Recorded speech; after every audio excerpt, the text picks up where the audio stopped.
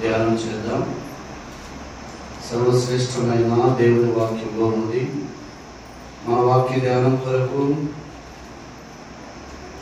ఎస్తేరు గ్రంథం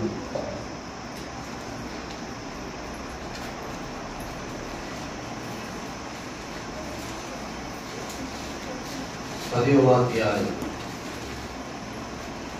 3 వచనాలు ఉంది. 3 వచనాలను మనం పూర్తిగా చదువుకొని దేవుని వాక్యాన్ని ధ్యానం చేద్దాం. ఎస్తేరు గ్రంథం 10వ అధ్యాయం మొదటి 3 వచనాలు. రాజైన అహష్వేరోషు రాజ్యము సముద్ర ద్వీపములను పన్ను చెల్లింప నిర్ణయించను. మొర్దెకై యొక్క బలమును గూర్చియు అతడు సామర్థ్యము చేత చేసిన కార్యములన్నిటిని గూర్చియు రాజు అతనిని గణపరచిన సంగతిని గూర్చియు మాదీయుల యొక్కయు పారసీకుల యొక్కయు రాజ్య సమాచార గ్రంథమందు రాయబడి ఉన్నది. యూదుడైన మొర్దెకై రాజైన అహష్వేరోషునకు ప్రధానమంత్రిగా నుండి తన వారందరితో సమాధానముగా మాట్లాడుచు తన జనుల యొక్క క్షేమము విచారించువాడు, యూదులలో గొప్పవాడునై తన దేశస్థుడు చాలా మందికి ఇష్టడుగా ఉండేను. చిన్న ప్రార్థన చేసి, మహాపరిశుద్ధుడా దైవ తండ్రి, స్తోత్రం నాయన. చదవబడిన వాక్య భాగం అందరిని బట్టి స్తుతిస్తున్నాను. వాక్యం మీది, మీరు వాక్యమై ఉన్న దేవుడు తండ్రి. నన్ను కేవలం బోరగా వాడుకొని మీరేమి దాసుని నుండి మాట్లాడు. మీరు మాట్లాడితే ఆశీర్వాదకరము నాయన.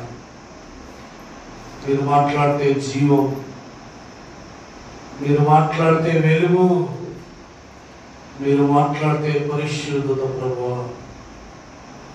కనుక మీ దాసుని నోటిని బోరగా వాడుకొని చదవచ్చిన మీ ప్రజలందరితోనూ నాతో మీరే మాట్లాడమని బోధకులకు బోధకుడును వాక్యమై ఉన్న యేసు ప్రభువు శ్రేష్ఠ నామమున ప్రార్థించి బోధించుకొనుచున్నాము తండ్రి. ఆమేన్.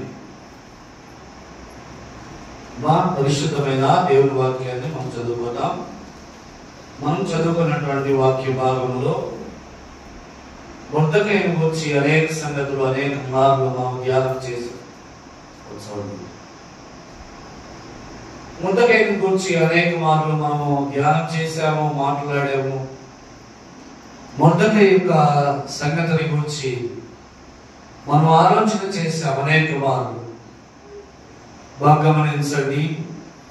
మనం చదువుకున్నటువంటి 10వ అధ్యాయంలో మొర్దెకైని ప్రధానమంత్రిగా మనం చూస్తా ఉన్నాం. ఏమయ్యాడంట? ఏం చేసేవాడు ఈయన? మాదీయ పారసీక రాజ్యములో ఒక బానిస, యూదుడైనను ఒక బానిసగా జీవిస్తూ ఉండేటువంటి వాడు. దానికి కావాలంటే మీరు దేవుని వాక్యంలోనే ఆ మాట రాయబడి ఉంటుంది. ఎస్తేరు గ్రంథం 3వ అధ్యాయం 1-2 వచనాలు చదవండి. ఒక మాట, అతను ఏం పని చేసేవాడు అనే సంగతి కూడా మనం ధ్యానం చేద్దాం. ఎస్తేరు గ్రంథం 3వ అధ్యాయం 1-2 వచనాలు. ఈ సంగతి అయిన తరువాత రాజైన అహష్వేరోషు హమ్మేదాతు కుమారుడును అగాగ్రీయుడునగు హామానును గణపరచి వారిని హెచ్చించి వారి పీఠము తన దగ్గరలో అధిపతులందరికంటే ఎత్తుగా ఉంచెను. కాబట్టి రాజు గుమ్మమునున్న సేవకులందరూ రాజాజ్ఞానుసారముగా మోకాళ్ళలోని హామానును నమస్కరించిరి. మొర్దెకై వంగకయు నమస్కారము చెయ్యకయు నుండగా చాలు. ఏం పని చేసేవాడు మొర్దెకై? మీకు అర్థం కాదు. రాజు గుమ్మము దగ్గర ద్వారపాలకుడుగా ఉన్నాడు. ద్వారపాలకుడు అంటే ఏం చేస్తాడు? రాజు అనుమతి లేకుండా లోపలికి ఎవరిని పంపడు, రాజు అనుమతి లేకుండా బయటికి కూడా ఎవరిని పంపడు. రాజు లోపల నుండి ఆజ్ఞాపిస్తేనే వీళ్ళు దాటుకొని లోపలికి వెళ్ళాలి. రాజు వాళ్ళని ఆజ్ఞాపిస్తేనే లోపల నుండి బయటకు వెళ్ళాలి. అంటే అటువంటి ద్వారపాలకుడుగా ఉన్న మొర్దెకై 10వ అధ్యాయంలో మనం ఏమని చదువుకున్నాం? మాదియా పారసీక రాజ్యముకు ఏమయ్యాడంట? ప్రధానమంత్రిగా ఉన్నాడు. అంత మాత్రమే కాదు, కిందన ఆఖరు వచనంలో ఆఖరు మాట, ఆ యూదులలో గొప్పవాడునై తన దేశస్థులందరికీ చాలా మందికి ఎట్లున్నాడంట? ఎంతమందికి? చాలా మంది. కొంతమంది ఉంటారు ఇష్టం లేని వాళ్ళు, అందుకే చాలా మంది అని రాశాడు, అందరికీ అని రాయలేదు. గమనించండి, తన దేశస్థులందరిలో చాలా మందికి ఎట్లున్నాడంట? ఇష్టడుగా ఉన్నాడు. చూస్తే బానిస, రెండవది ద్వారపాలకుడు, ఇటువంటి ఈయన దేవుడు అంతకంతకు ఘనపరచి హెచ్చించి 10వ వచనం మొదటి 2వ వచనం చూస్తే అతని బలమును గురించి ఏముంది? అతని యొక్క మొర్దెకై యొక్క బలమును గురించి, అతని సామర్థ్యమును గురించి, చేసిన కార్యములన్నిటిని గురించి, రాజు అతని ఘనపరిచిన సంగతియు నాదీయుల యొక్కయు పారసీకుల యొక్కయు రాజ్య గ్రంథమందు ఏం చేయబడిందంట? వ్రాయబడి ఉన్నది. దేని గురించి? మొర్దెకై యొక్క బలమును గురించి, మొర్దెకై యొక్క సామర్థ్యం గురించి. ఎవరికి పడితే వారికి ప్రధానమంత్రి పదవులు ఇయ్యరయ్యా. ఎవరికి పడితే వారికి సంఘములను దొడ్డ పదవిని అప్పచెప్పారు. ఎవరికి పడితే వారికి దేవుని సంఘములో దొడ్డమని అనగా పెద్దలుగా నియమించారు. చాలా విషయాలు తిమోతికి రాసిన సంఘ పెద్దలను నియమించే విషయంలో తిమోతికి ఎంతో హెచ్చరికలు చేశారు. నేటి కాలంలో అందరూ కూడా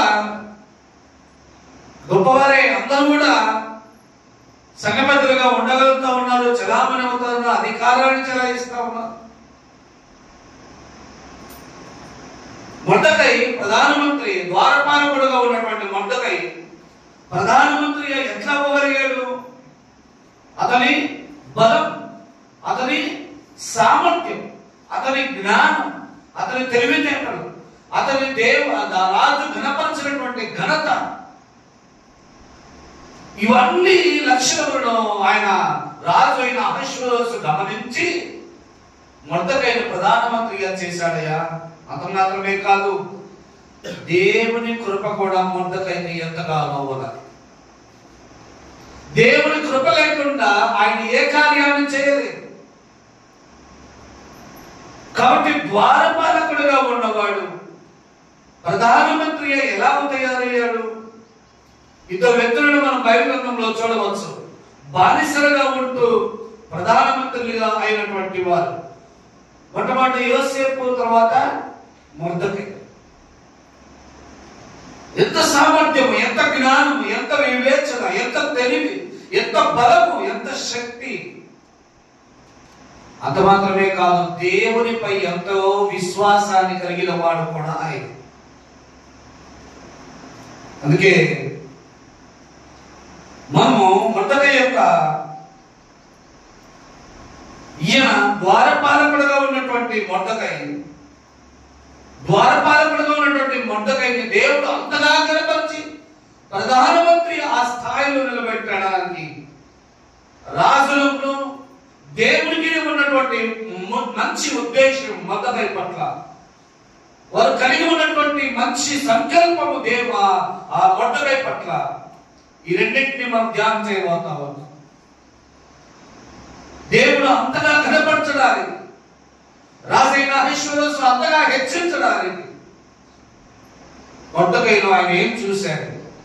మొర్దెకైలో ఏముంది? ఏం లక్షణాలు ఆయనలో ఉన్నాయి?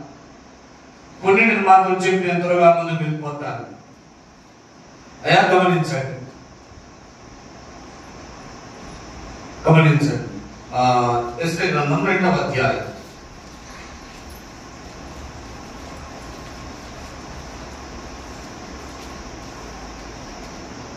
10-11 వచనాలు.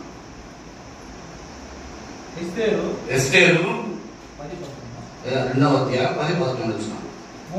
మొర్దెకై నీ జాతిని నీ వంశమును కనుపరచకూడదని ఎస్తేరును ఆజ్ఞాపించి ఉండను కనుక ఆమె తెలుపలేదు.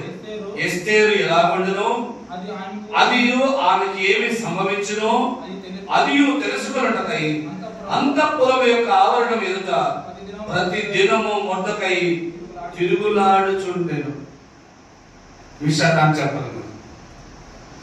రాణి అయిన వస్తి, ఐశ్వర్యసు మొదటి భార్య అయిన వస్తి రాజ సంస్థానంలో రాజు కూడుకొని ఉన్నప్పుడు, సహస్రాధిపతులందరితో పెద్దలందరితో కూడుకొని ఉన్నప్పుడు రాణి అయిన వస్తి వచ్చి అతని ఎంత నాట్యమాడి తన పరివారం అతను సంతోషపెట్టవాలని రాజు కోరుకొనగా వస్తి రాలేదు. అందుకు వస్తిని రాణి స్థానం నుంచి రాజైన ఐశ్వర్యసు తొలగించేశారు. ఇప్పుడు రాణి స్థానాన్ని భర్తీ చేయడానికి కన్యకలను ఏర్పరచమన్నారు. చాలా మంది కన్యకలు సిద్ధపరచబడ్డారు. రాజు ఎవరిని చూచి ఈమె రాణిగా ఉంచవచ్చు అని ఎవరికి ఆజ్ఞాపిస్తాడో ఆమె రాణి అవుతారు. అలాగూ రాణిగా రాజు సిద్ధపరచుకోవడానికి, ఏర్పాటు చేసుకోవడానికి అనేక మంది కన్యకలను సిద్ధపరిచారు. వారిలో బాగా గమనించండి, ఎస్తేరు అనగా మొర్దెకై యొక్క కుమార్తెగా పెరిగినటువంటి ఎస్తేరు కూడా వెళ్ళింది. ఏ ధైర్యంతో పంపాడు? ఈయన ఒక బానిస రాణిగా ఉండడానికి పోటీకి వెళ్ళిందంటే ఎంత ఇది ఉండాలి, ఎంత ధైర్యం ఉండాలి. అంత మాత్రమే కాదు, ఈ యొక్క మొర్దెకై యొక్క విశ్వాసాన్ని చూడండి. నా కుమార్తె రాణి స్థానానికి అర్హురాలు అన్నట్టుగా బానిసగా ఉన్నటువంటి ఈయన తన కుమార్తెను రాణి పోటీకి పంపించాడు. ఎంత విశ్వాసమో! అంత మాత్రమే కాదు, ఈ విధంగా పేదింటిలో పుట్టినటువంటి ఈమె రాణి స్థాయికి తగ్గుతుందా తగ్గదా అని ఆలోచింపకుండా విశ్వాసంతో ఏది ఏమైతుందో ప్రభు చూసుకుంటాడు, దేవుడు చూసుకుంటాడు అన్నట్లుగా రాణి యొక్క పోటీకి ఎస్తేరును కూడా పంపించాడు. మా మమతమ్మ గొప్ప గొప్ప ధనవంతుల పిల్లలు ఎన్నో ఇప్పుడు ఆధునిక కాలంలో మిస్ ఆంధ్ర అని, మిస్ తెలంగాణ అని, మిస్ ఇండియా అని, మిస్ వరల్డ్ అని ఎన్నో పోటీలు జరుగుతూ ఉంటాయి. అటువంటి పోటీలకు ఏ పేరింటి బిడ్డైనా పాల్గొని విజయం సాధించింది. నాటికి మొర్దెకై యొక్క విశ్వాసాన్ని చూడండి. రాణి స్థానాన్ని భర్తీ చేయడానికి ఎవరిని పంపించాడు? తన కుమార్తెని ఎస్తేరును పంపించాడు. ఎంత విశ్వాసము! దేవుడు చూసుకుంటాడు. ఒకవేళ ప్రభు చిత్తమైతే ఆమె రాణి అవుతుంది, లేకపోతే మళ్ళీ తిరిగి నా బిడ్డగా వస్తుంది అని చెప్పి ఎస్తేరుని ఈ సూచన చేశారు. మనం చదివినటువంటి సూచన ఏమని? ఎట్టి పరిస్థితుల్లోనూ నీ జాతిని నీవు తెలుపవద్దు. రాజు ఎన్నుకున్న తర్వాత ఆమె బానిసనా? రాజు ఏర్పరచుకున్న తర్వాత, రాజుకు ఇష్టమైన తర్వాత ఆమె జాతి ఏది, ఆమె మతం ఏది, ఏం సంబంధం లేదయ్యా. అందుచేత రాజు తనను రాణిగా స్వీకరించేంత వరకు ఈమె తన జాతిని భద్రంగా దాచుకోవాలి. అది ఎవరైనా అయి ఉండవచ్చు. అలాగే ఎస్తేరు విషయంలో కూడా మొర్దెకై చేశాడు. పేరింట పుట్టినటువంటి బిడ్డను రాణి పోటీకి పంపాడంటే మొర్దెకై యొక్క విశ్వాసం మనకు వెల్లడి అవుతుంది. రెండవది 4వ అధ్యాయంలో ఎస్తేరు రాణి అయిన తర్వాత ఎస్తేరుతో యూదులకు కలిగిన శ్రమల గురించి మాట్లాడుతూ మొర్దెకై ఒక మాట అంటాడయ్యా. 4వ అధ్యాయం 14వ వచనం, నీవు ఈ సమయమందు ఏమియో మాట్లాడక మౌనముగా ఉన్న ఎడల యూదులకు సహాయము, విడుదలయు మరి ఒక వారు నశించుదురు. నీవు ఈ సమయమును బట్టియే రాజ్యములకు వచ్చితివేమో ఆలోచించుకొనుమని. ఎవరితో మాట్లాడుతున్నాడు? ఎవరు ఆమె? ఇప్పుడు తన కుమార్తె కాదు, ఇప్పుడు రాణి, రాజు మెచ్చినటువంటి రాణి, తాను ఏరుకోరి ఏర్పరచుకున్న రాణి. రాణితో ఏమంటున్నాడు? అమ్మా, నువ్వు యూదులను గురించి ఈనాడు ఏమి మాట్లాడక మౌనముగా ఉండేదా? యూదులకు విడుదలయు సహాయమును వేరొక దిక్కు నుండైనా వస్తాయి. ఎక్కడి నుంచి వస్తాయంట? వేరొక దిక్కు నుండైనా వస్తాయి. మొదటగా యొక్క విశ్వాసాన్ని చూడండి. పేదింటి బిడ్డను రాణి పోటీకి పంపాడు, దేవుడు చూసుకుంటాడని. రెండవది, రాణినే ఎదిరించి ఏమంటున్నాడు? నువ్వు యూదులకు సహాయం చేయకపోతే యూదులకు సహాయమును విడుదలయు వేరొక దిక్కు నుండైనా వస్తుంది, కానీ నీవు నీ ఇంటి వారు నశించిపోదు, ఇది ఆలోచించుకోమని రాణి అనే ఎస్తేరుని ఎదిరించి మాట్లాడగలిగాడు.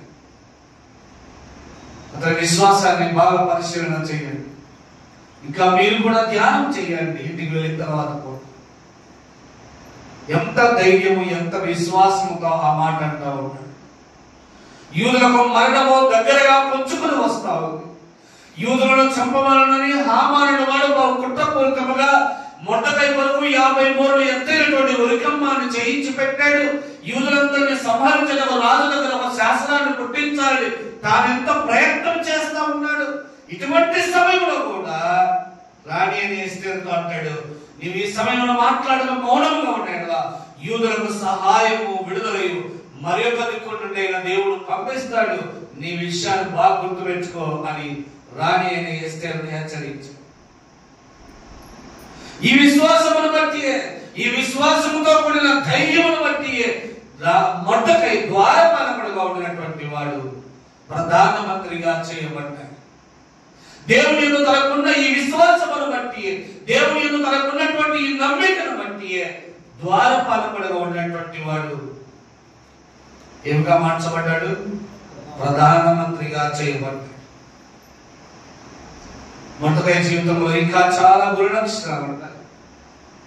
మంచి విశ్వాసం, అంత మాత్రమే కాదు, అతడు మంచి నమ్మకస్తుడు కూడా.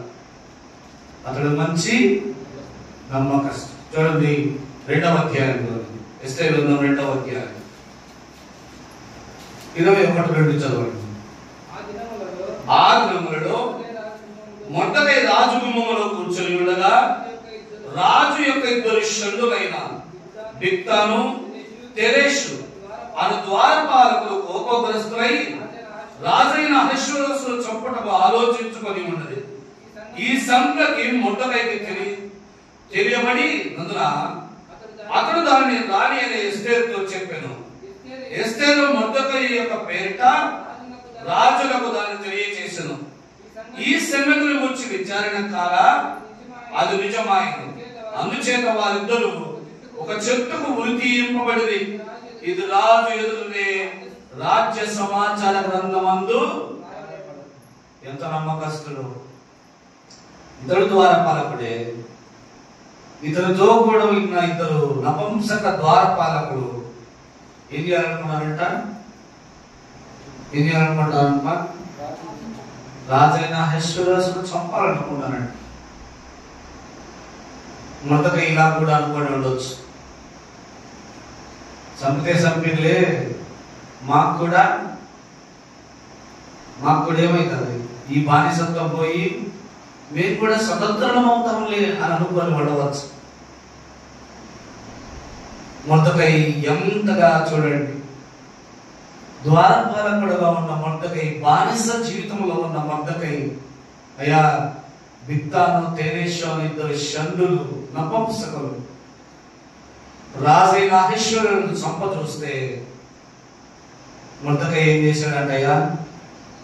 రాణి అని ఎస్తేరునంత ఈ విషయాన్ని చెప్పాడు. అమ్మా, ఇదిగో రాజైన అహష్వేరోషును ఈ బిక్తాను తెరేషు అని 2 షండులు చంపాలని చూస్తా ఉన్నా. వారి సంగతుల గురించి రాజులకు తెలియజెప్పమని చెప్పగా రాణి అని ఎస్తేరు మొర్దెకై పేరిట ఆ విషయాన్ని చెప్పింది. రాజు విచారణ జరపగా నిజమని తేలింది.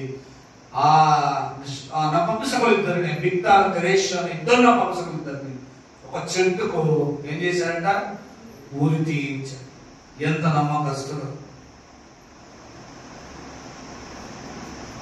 ఎంత నమ్మకస్తుడో చూడండి.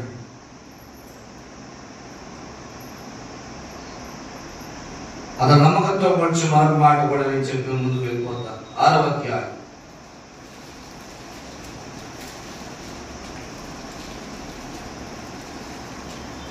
13-12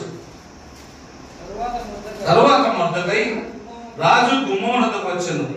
అయితే హామాను తల కప్పుకొని దుఃఖించుచు తన ఇంటికి త్వరగా, అయ్యా ఇక్కడ ఏం జరిగిందంటే, ఈ బిక్తాను తెరేషాను వారు చంప చూసినప్పుడు రాజు రాణి ఎస్తేరుతో చెప్పాడు. రాజ్య సమాచార గ్రంథం ఈ విషయం రాజు ఎదురే రాయబడింది. కానీ రాజు నుండి మొదటి ఏం కలగలేదు, బహుమతి కలగలేదు. ఉదయంలో రాజుకు నిద్ర పట్టలేదు.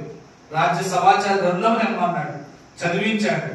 చదివిస్తే ఏముంది అక్కడ, బిక్తాను తెరేషు అని ఇద్దరు నపుంసకులు వారు రాజును సంపాదించవలసిన మొర్దెకై కాపాడని రాయబడింది. అందు విషయమే రాజు అన్నాడు, దీని కొరకు మొర్దెకైకి ఏదైనా బహుమతి కలిగిందా అంటే, ఏం లేదు రాజా అన్నారు. వెంటనే రాజు అన్నాడు, ఎవరక్కడ అంటే, అతని శత్రువైన హామాను ద్వారం ముందు నిలవబడి అన్నాడు. వెంటనే హామాను వచ్చాడు లోపలికి. ఏమయ్యా హామాను, రాజు గణపరచను అపేక్షించడానికి ఏం చేయొచ్చు అంటావు అని అన్నదిగా. ఇదిగో హామాను అన్నాడు, నాకులాగా ఇంక ఎవరిని గణపరుస్తాడు రాజు? ఓ చాంతాడంత లిస్టు చెప్పాడు. రాజు గుర్రం మీద ఎక్కించాలి, రాజవస్త్రము ధరింపజేయాలి, రాజు ధరించే కిరీటాన్ని పెట్టాలి, రాజు గణపరచను అపేక్షించు వారికి ఇలాగూ చేయబడునని రాజగుమ్మముల గుండా ప్రకటిస్తూ ఊరేగిస్తూ అతన్ని గణపరచాలని హామాను అన్నాడు. రాజు అన్నాడు, నీవు చెప్పిన దాని ప్రకారము ఇదిగో ద్వారపాలకుడైన మొర్దెకై చేయిపో అన్నాడు. మొర్దెకై తీసుకొని తల అవమాన భారంతో కలిగిన వాడై మొర్దెకై రాజు యొక్క గుర్రం మీద ఎక్కించి, ఇదిగో ఎంతగానో ఇదిగో రాజు గణపరచను అపేక్షించే వారికి ఈలాగు చేయబడునని హామాను నోటుకుండా హామాను పలుకుతా, రాజగుమ్మమును కూడా ఊరేగిస్తా, రాజవస్త్రము ధరింపజేసి, రాజ కిరీటాన్ని ధరింపజేసి, ఇంత ఘనత మొర్దెకైకి జరిగిన తర్వాత మొర్దెకై మళ్ళీ ఆ ఘనత ఈ ఊరేగింపు అంతా అయిపోయిన తర్వాత మళ్ళీ ఎక్కడికి వచ్చాడంటయ్యా, మళ్ళీ ఎక్కడికి వచ్చాడంటమ్మా,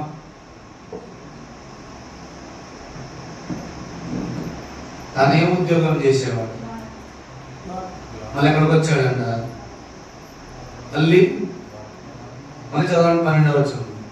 తర్వాత మొర్దెకై మళ్ళీ ఎక్కడికి వచ్చినాడు, రాజు గుమ్మం వద్ద వాకిలి దగ్గరికి తిరిగి వచ్చి ఈత పట్టుకొని, తనకేం కలగలేదు, రాజు తనని చూడలేదు, రాజు తనని గణపరచలేదు అన్నట్టుగా తన ఉద్యోగంలో తిరిగి బల్లెం పట్టుకొని ద్వారం దగ్గర ఏం చేశాడట, నిలబడి.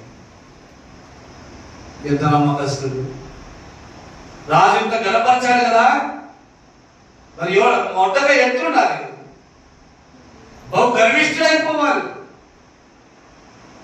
హామాను వెక్కిరించాలి. హామాను ఏం చేయాలి, వెక్కిరించాలి. చూస్తేవా ఏమనుకున్నావురా, నన్నే చంపాలనుకుంటావా, రాజు నన్ను ఎట్లా కనపరచాలో చూసావా అని హామాను ఇంత గర్వించాలి, కాలం పైకి ఎదురయ్యాలి. అలా చేయలేదు మొర్దెకై. ఏం చేశాడయ్యా, మళ్ళీ వినమ్రుడై తన ఉద్యోగంలో తాను వెళ్ళి బల్లెం పట్టుకొని ద్వారం దగ్గర నిలబడి ద్వారం దగ్గర బల్లెం పట్టుకొని నిలబడి ఉన్న మొర్దెకైని దాటుకొని ఎవరు వెళ్తా ఉన్నారు, హామాను వెళ్ళాడు. ఎట్లా వెళ్ళాడట, ముఖానికి బట్ట కప్పుకొని మొర్దెకై ముఖము చూడలేకుండా వెళ్ళిపోయాడు. అయ్యా మొర్దెకై గర్వించాడు, మొర్దెకై హృదయమందు గర్వము ఇసుమంతైనా మొలిచిందా, నన్ను రాజు ఇంత ఘనపరిచాడు కదా, నేనేంది మళ్ళీ రాజు దగ్గర ఉద్యోగంలో చేరేది అనుకున్నాడా? అయ్యా ఇదిగో రాజుకు ఈ షండులితులు సంపాదన చూసినా కూడా చెప్పినా కూడా నాకు ఏ బహుమతి ఇవ్వలేదు, నేను ఎందుకు రాజు ఎదుట ఇంత నమ్మకంగా పనిచేయాలని అనుకున్నాడా? రాజు బహుమతి ఇచ్చినా ఇవ్వకపోయినా, రాజు వలె తాను కనపరిచినా కూడా నమ్మకంగా తిరిగి వచ్చి ఎక్కడ నిలబడాడంట? ద్వారం దగ్గర నిలబడుకుని.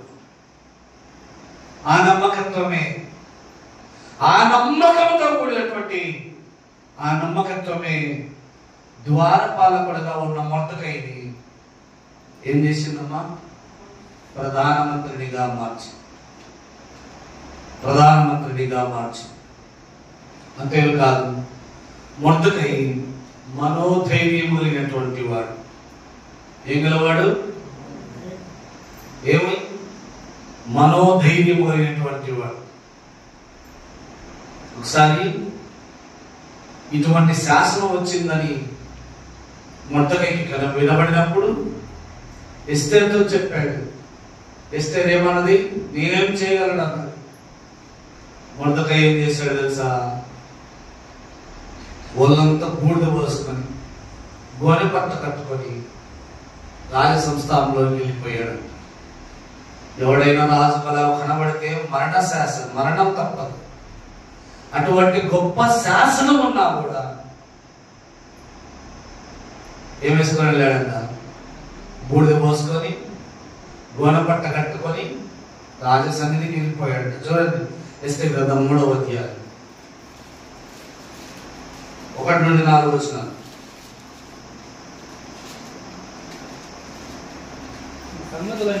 ఈ సంగతులైన తరువాత రాజైన అహష్వేరోషు సామాలాతు కుమారుడును అగాగీయుడును హామానును గణపరిచి వారిని హెచ్చించి వారి పీఠం తన దగ్గర ఉన్న అధిపతులందరికంటే ఎత్తుగా ఉంచెను. కాబట్టి రాజు గుమ్మమున్న రాజసేవకులందరూ రాజాజ్ఞానుసారముగా మోకాల్లోని హామానునకు నమస్కరించింది.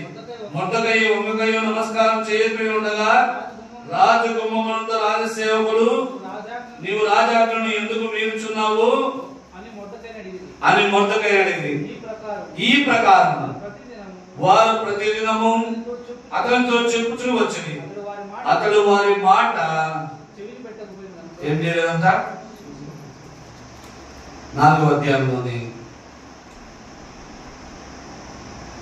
4వ అధ్యాయం 1 నుండి 4 వచనాలు. ఆ బూడిద వచ్చుకొని గోనె పట్ట కట్టుకొని రాజస్థానికి వచ్చినటువంటి మొర్దెకై అయ్యా జరిగినదంతయు తెలియగానే మొర్దెకై తన బట్టలు చింపుకొని గోనె పట్ట వేసుకొని బూడిద పోసుకొని పట్టణము మధ్యకు బయలు వెళ్ళి మహాశోకంతో రోదనము చేసి ఎక్కడికి వచ్చాడంట? మళ్ళీ ఎవరైనా రావచ్చయ్యా? గోనె పట్ట కట్టుకొని బూడిద వేసుకొని రాజు ఇంటిలోకి ఎవరైనా రావచ్చా? చూడండి ఏముందో శాస్త్రం అక్కడ. గోనె కట్టుకుని వాడు రాజు గుమ్మమున ప్రవేశింపకూడదన్న ఎంత కఠినమైన ఆజ్ఞ ఉన్నా కూడా ఏం చేశాడంట? గోనె పట్ట కట్టుకొని బూడిద పోసుకొని రాజు యొక్క సన్నిధికి వెళ్ళిపోయాడు. ఎంత ధైర్యం ఉండాలి కదా. ఇప్పుడు మనం చదువుకున్నటువంటి వాక్య భాగంలో కూడా 3వ అధ్యాయం 1 నుండి 4 వచనాల్లో కూడా ఏం చేశాడంట? మొర్దెకై గర్విష్ఠుడైన హామానుకు వంగకయు నమస్కరింపకయు అన్నాడు. తన తోటి వారు అడిగారంట, ఎందుకయ్యా? రాజే ఎత్తుగా కుర్చీ వేసి రాజుతో పాటు వారిని కూర్చోబెట్టుకున్నాడు, ఎందుకు మేము అందరం నమస్కారం చేస్తావు, నువ్వు ఎందుకు నమస్కరింపవంటే, నేను యూదులను కనుక అలాగూ చేయట తగదు అన్నాడు. ఎంత ధైర్యం ఉండాలి! యూదుడైతే బానిసవు కాదా? నువ్వు ఎవడమైనా బానిసవు కదా. ఈనాడు ఏం చేయాలి? మొక్కాలి.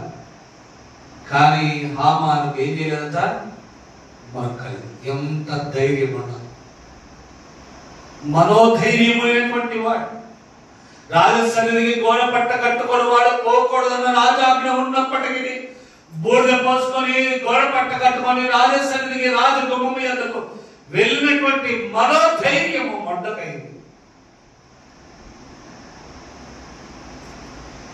ఇటువంటి మనోధైర్యము లేనటువంటి మొర్దెకై కనుకనే ద్వారపాలకుడుగా ఉన్న మొర్దెకైని దేవుడు ఘనపరచి ప్రధానమంత్రునిగా చేసి తన జనులందరికీ ఇష్టడుగా ఉన్నాడు.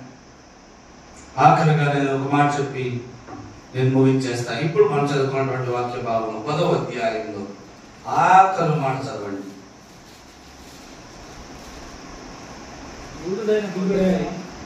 అయ్యా 10వ అధ్యాయం 3వ వచనం. యూదుడైన మొర్దెకై రాజైన అహష్వేరోషునకు ప్రధానమంత్రిగా నుండి తన వారందరితో ఎట్లా మాట్లాడేవాళ్ళంట? ఎవరితో? తన వారందరితో సమాధానముగా మాట్లాడచ్చు. తన జనుల యొక్క క్షేమమును ఏం చేయవాడు? తన జనుల క్షేమమును విచారణము చేయువాడు. మనకుందయ్యా,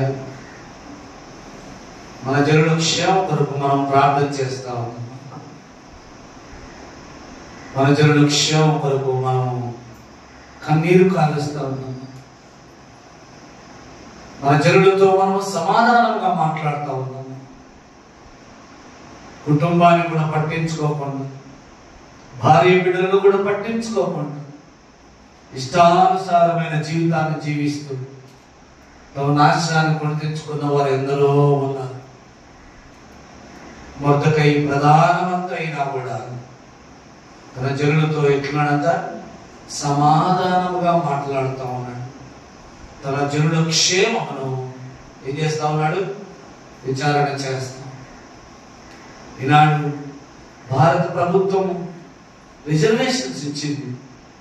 రిజర్వేషన్స్ ప్రకారం ఎన్నికైనటువంటి పెద్దలు అయ్యా ఏనాడైనా వారి జనుల క్షేమం గురించి విచారణ చేశారా? అయ్యా ఇదిగో భారత ప్రభుత్వం మాకు ఇచ్చినటువంటి ఈ రిజర్వేషన్ వల్ల దేవుడు మాకు ఈ పదవిని ఇచ్చాడు. ఇలా ఉన్నారు మన జనులంతా. మన జనులకు ఏది అక్కరగా ఉంది, ఏం కొదవగా ఉంది, ఏం కావాలి మన ప్రజలకు? ఎవరైనా విచారించేవారు ఉన్నారా? అయ్యా మొర్దెకై అయితే తన జనులను గురించి ఏముందంట?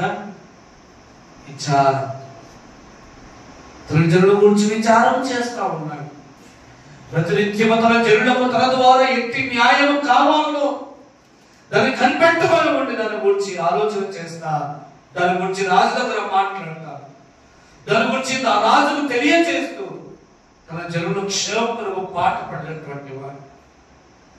ఈనాడు దేవుడి సంఘములో ఎన్నో అవసరతలు, ఎన్నో అక్కరలు, ఎన్నో కొదవలు ఉన్నా కూడా మనకేం పట్టదు. దేవుడి ప్రజలకు ఏం పట్టదు. ఎంతో మంది హింసింపబడి, బాధింపబడి, అవమానపరచబడతా ఉన్నా కూడా తమ జనులను గురించి ఇసుమంతైన విచారము అనేకులకు లేదు. తమ జనులను గురించి భారము అనేకులకు లేదు. తమ జనులను గురించి ప్రార్థన చేద్దాం, వారి క్షేమం కొరకు మొరపెడదాం, దేవుడి సన్నిధిలో కనిపెడదామనే భారము అనేకులకు లేదు. మొర్దెకై ప్రధానమంత్రి తన జనులతో సమాధానముగా మాట్లాడుతూ ఏం చేశాడంటే తన జనులను గురించి విచారణ చేస్తూ ఉండేవాడు. అందుకే మొర్దెకై ద్వారపాలకుడుగా ఉన్నవాడు ఏమయ్యాడు? ప్రధానమంత్రి అయ్యాడు. మనం కూడా అంతే, మన జీవితాలు కూడా అంతే. ఆ విశ్వాసాన్ని నీవు నీ క్రియల యందు వెల్లడిపరచాలి. మొర్దెకై అన్నాడు ఎస్తేరుతో, అమ్మా నీవు ఈ సమయంలో యూదులకు సహాయం చేయకపోయినా పర్వాలేదు, యూదులకు మరి యొక్క దిక్కు నుండి అయినా, ఎక్కడి నుండి అయినా, మరి యొక్క దిక్కు నుండి ఏ దిక్కైనా ఉండొచ్చు, మరి యొక్క దిక్కు నుండి అయినా సహాయం వస్తుంది, నిన్ను నీవు జాగ్రత్తగా చూసుకో అని హెచ్చరించినటువంటి వాడు. ఎంత విశ్వాసం! తన పనిలో ఎంత నమ్మకస్తుడు!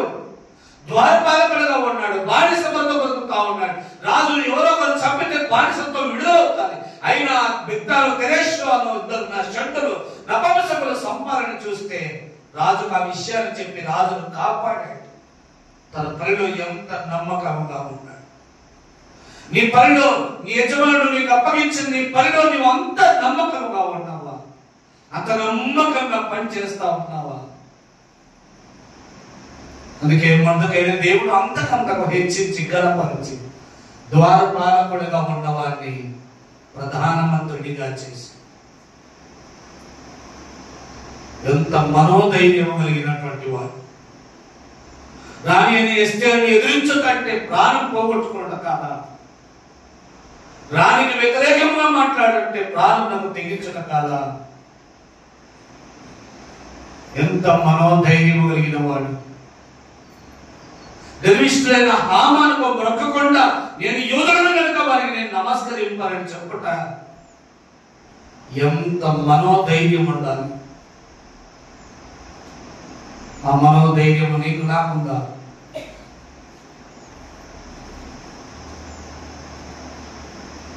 అందుకే మొందుకై దేవుడు ద్వారపాలకుడుగా ఉండిన వారిని ఏమిగా చేశాడు? ప్రధానమంత్రినిగా చేశాడు.